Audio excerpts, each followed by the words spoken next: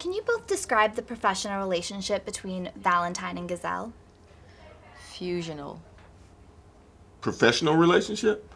Um, I think Team. that she's Valentine's. Right hand?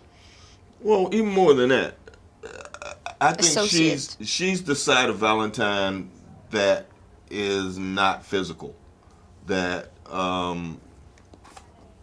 is strong in the physical sense, and I'm the part of her that creates and makes things work, and she creates a safe environment for me to do those things in. Make sure everything goes smoothly. Valentine is a bigger-than-life villain in the classic tradition, but is it also fair to call him a twisted environmentalist?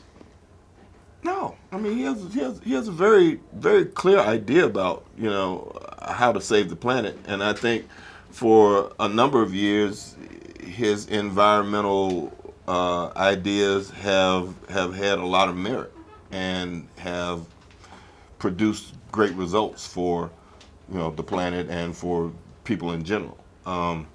The idea that he has is not a bad one. It's just the implementation of it that's a little twisted. And Sophia, you're a former dancer, so you obviously know how to move well.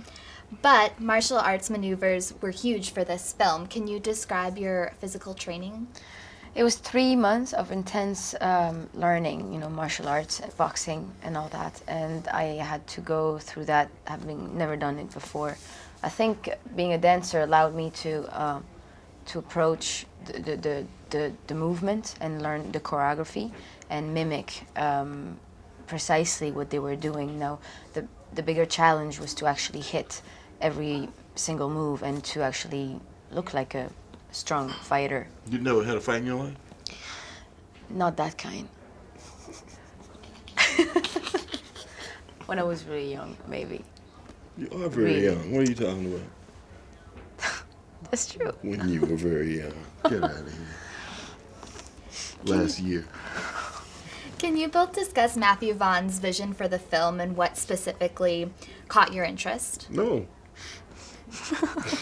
You have to ask him that.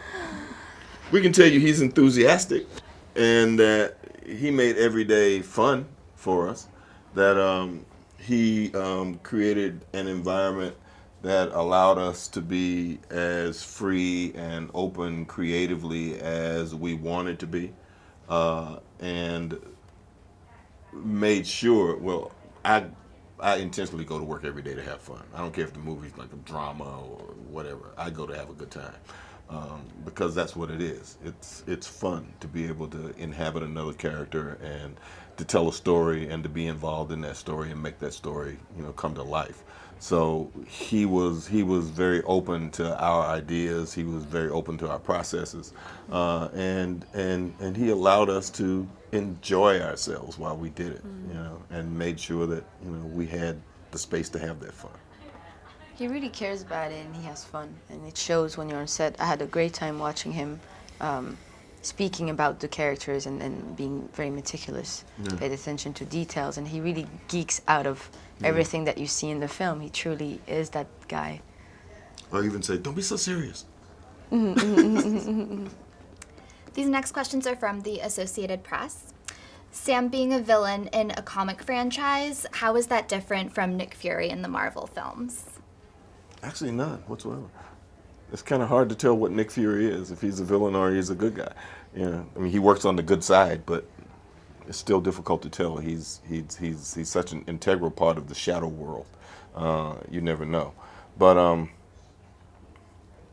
being able to play a character like Valentine is still an enormous amount of fun. Just because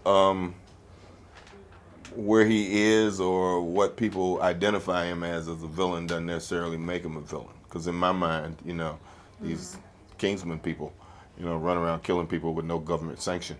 Nobody knows who they are, and why should they be allowed to do that? And we can't help people the way we want to help. And then a question for both of you. What's your favorite comic book turned franchise and why? I liked Kick-Ass a lot. It was great. Why? I liked... Why? Because it's loads of fun. Not because she's a little girl that can like do all those things. And, She's an 8-year-old, yeah. Because Well, it's she's unusual. older now. No, but at the time. Yeah, at the beginning. Yeah, at the beginning. Yeah. Sam, how about you? Well, I have to go back to Avengers just because it's been, so good to me, and being able to play Nick Fury in that particular world has been, a really great joy, and I appreciate it. Hey, Lisa here with a cool movie fact. James Cameron's 2009 smash hit Avatar is one of the highest grossing films of all time, and the film which single-handedly brought 3D back to mainstream cinema. But did you know that James Cameron actually originally planned for a 1999 release? The special effects he wanted increased the budget to $400 million, which at the time was pretty high, so it was shelved for 8 years. This kind of explains his hiatus from filmmaking for so long. Imagine what it would have looked like if it was made 10 years previously. Download our Film Is Now app, available for both Android and iOS.